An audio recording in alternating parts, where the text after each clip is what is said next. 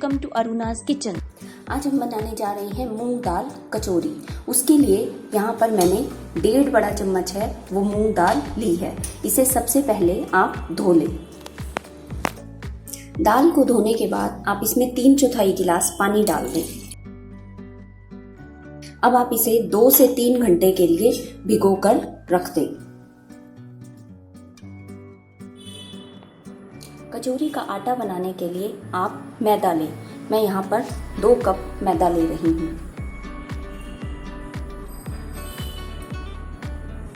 मैंने ये नॉर्मल चाय का कप लिया है।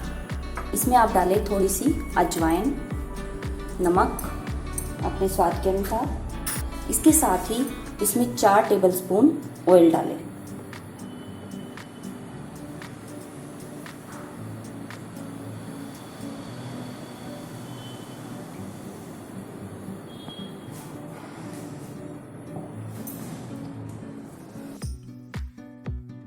अब आप ऑयल को इसमें अच्छी तरह से मिक्स कर लें।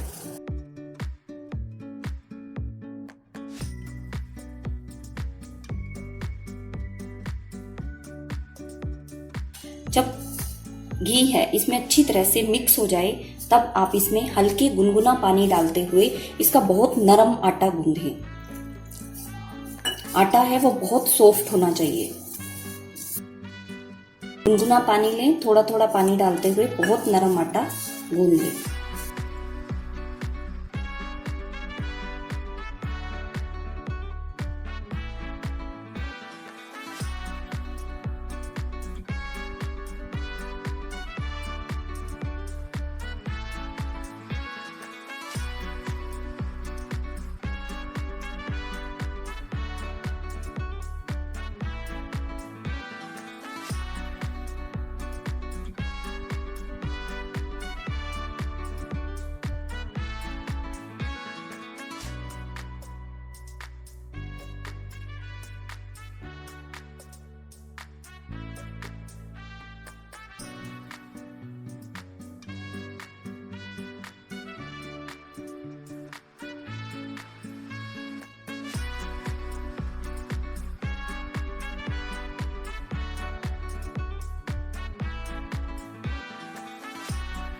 नरम आटा गूंदने के बाद आप इसे ढककर आधे घंटे के लिए ऐसे ही छोड़ दें।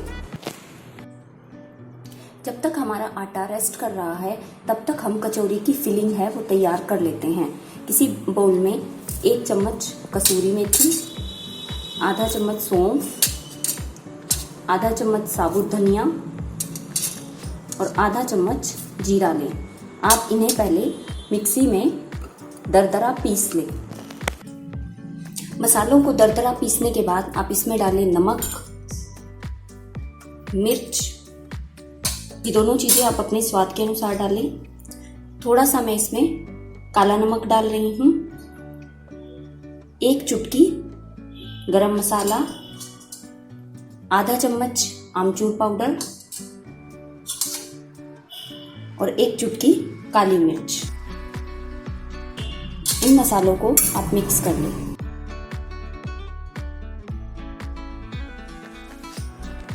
पैन में 2 से 3 चम्मच ऑयल डालें।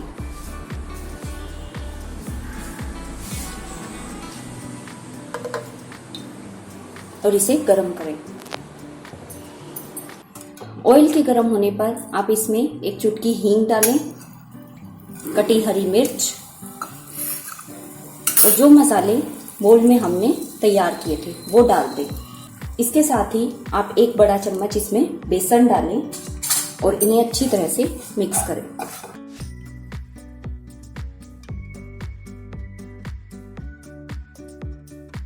इसे आप लो फ्लेम पर तब तक भूनें जब तक कि बेसन है वो अच्छी तरह से भुन ना जाए, उसमें से खुशबू आनी स्टार्ट ना हो जाए। तब तक आप लो फ्लेम पर इसे पका लें।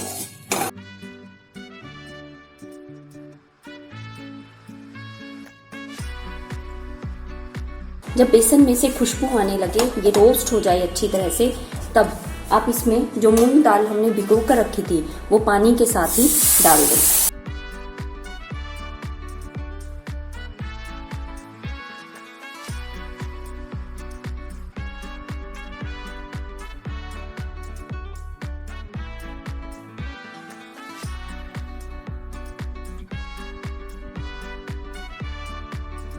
अब आप इसे 3-4 मिनट के लिए पका लें।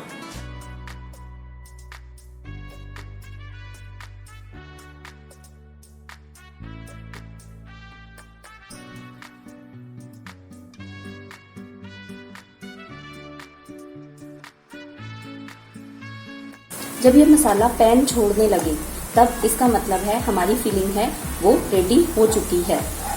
अब आप गैस की फ्लेम को बंद कर दें और इसे अच्छी तरह से ठंडा होने दें। हमारा आटा है उसे भी आधा घंटा हो चुका है। अब आप देखिए ये और भी ज़्यादा नरम हो चुका है।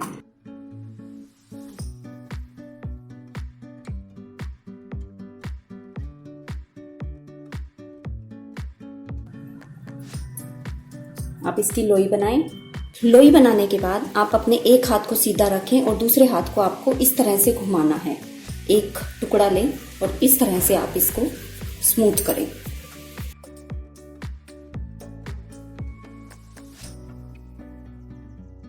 बहुत स्मूथ है।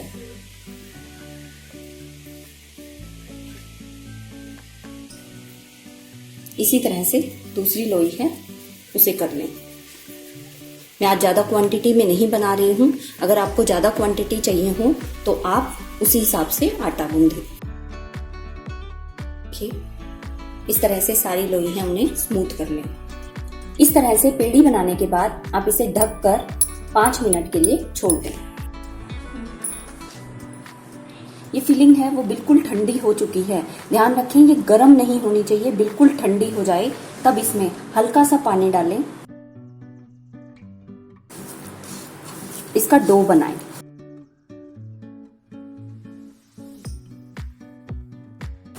पानी उतना ही डालें जितनी जरूरत हो, बहुत ज्यादा पानी भी ना डालें।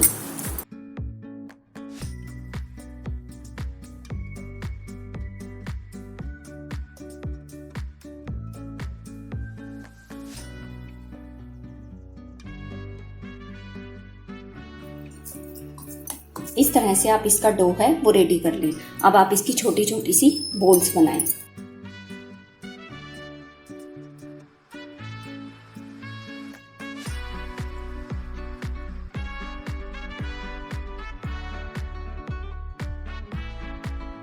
जितनी कचौरी है उतनी ही आप बॉल्स बना लें।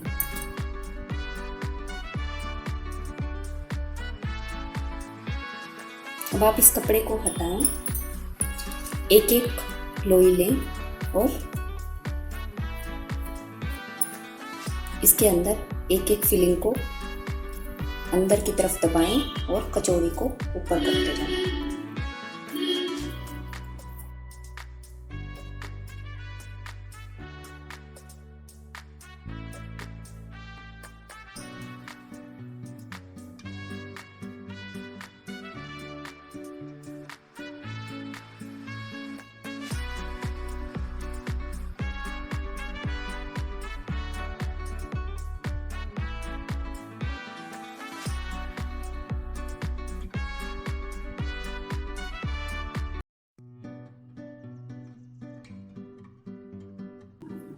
अब आप इसे घुमाकर ऊपर से हल्का सा आटा निकाल दें और इसे फिर से ऐसे ही स्मूथ कर दें।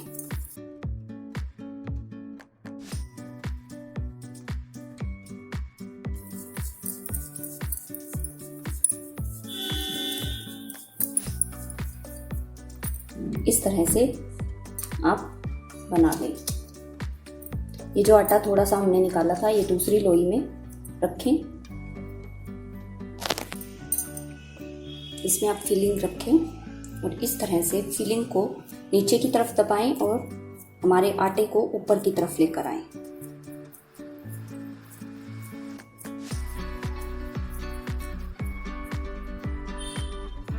और आटे को इस तरह से बंद करें और घुमाते हुए ऊपर से थोड़ा सा आटा है निकाल दें, एक्स्ट्रा आटा। अब आप इसे स्मूथ कर दें।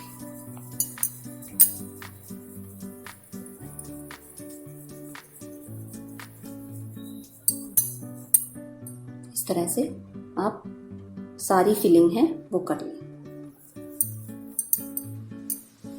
अब अब आप ऑयल को गर्म होने के लिए रख दें। आप एक लोई को लें और इसे इस तरह से फ्लैट करें।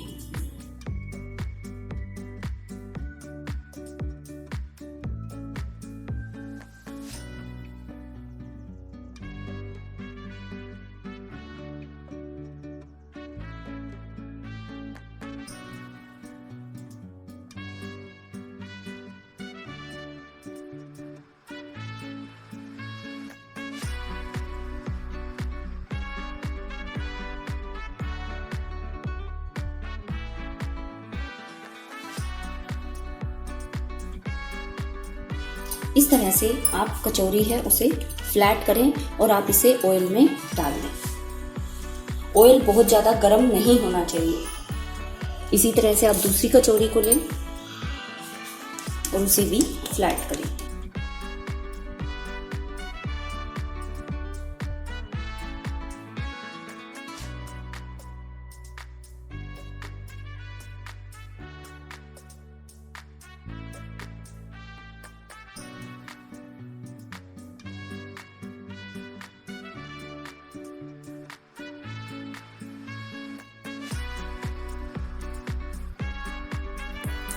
इसे आपको कम से कम 10 से 15 मिनट तक सिकने देना है।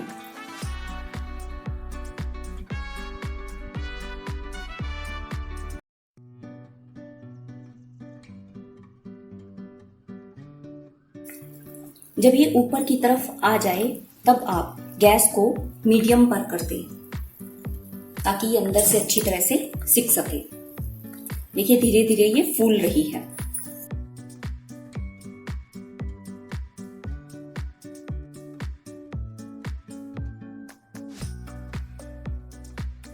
देखिए ये कचौरी है, ये पूरी फूल चुकी है। ये भी हमने बाद में डाली थी इसलिए ये भी पूरी नहीं फूली है। देखिए ये वाली ये कचौरी है, ये पूरी फूल चुकी है। आपको इन्हें गोल्डन ब्राउन करना है और जल्दबाजी ना करें। इसे कम से कम 10 से 15 मिनट लगेंगे। जो कचौरी पूरी फूल जाए उसकी आप साइड को चेंज कर दें।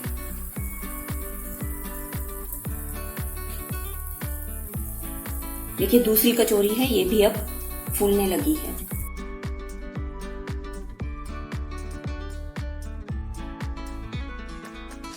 ऐसे देखिए फूल चुकी हैं। दोनों कचौरी हैं वो हमारी फूल गई हैं। अब आप इसकी भी साइड को चेंज कर दें और इसे तब तक पकाएं जब तक कि ये गोल्डन ब्राउन ना हो जाए।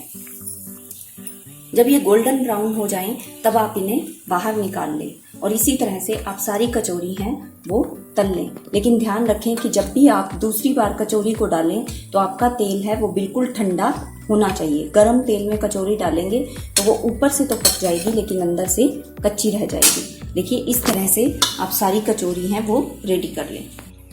अब हमने सारी कचौरी हैं वो रेडी कर ली हैं। तो आप चाहें तो इसे इमली की खट्टी मीठी चटनी है उसके साथ खा सकते हैं या आप इसकी चाट भी बनाकर खा सकते हैं। मैं अभी चाट बनाकर दिखाती हूँ। आप किसी प्लेट में एक कचौरी को लें। अब आप इसे थोड़ा सा प्रेस कर दें। देखिए यहाँ से आप करेंगे तो आपको आवाज़ से पता चला होगा कितनी खस्ता कचौरी है। इसके ऊपर आप डालें चने। ये होममेड है। इसे बनाने की रेसिपी का लिंक आपको डिस्क्रिप्शन में मिल जाएगा। इसके ऊपर डालें आप कटा हुआ प्याज।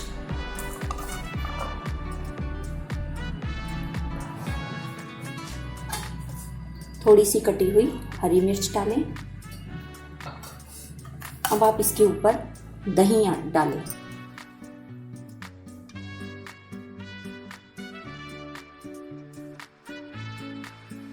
इसके ऊपर थोड़ा सा नमक ऐड करें, लेकिन नमक कम डालें क्योंकि हमारे चनों में भी नमक है, हमारी कचौरी में भी नमक है।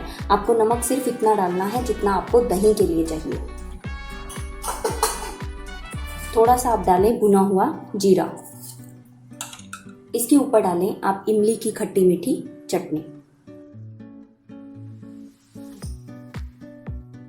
और ये आपकी कचौरी चाट है वो बनकर बिल्कुल रेडी हो चुकी है। तो आप चाहें तो खाली कचौरी है वो चटनी के साथ खाएं, या फिर आप चाहें तो कचौरी की चाट बनाकर खाएं। जैसा आपको अच्छा लगे आप वैसे खाइए, दोनों ही टेस्टी लगती। तो बनाइए, खाइए और इंजॉय कीजिए। और अगर आपको मेरी वीडियोस अच्छी लगती हो तो प्लीज़ उन्हें लाइक और शेयर करें और चैनल को सब्सक्राइब करना न भूलें। तो मिलते हैं नेक्स्ट वीडियो में, तब तक के लिए बाय बाय।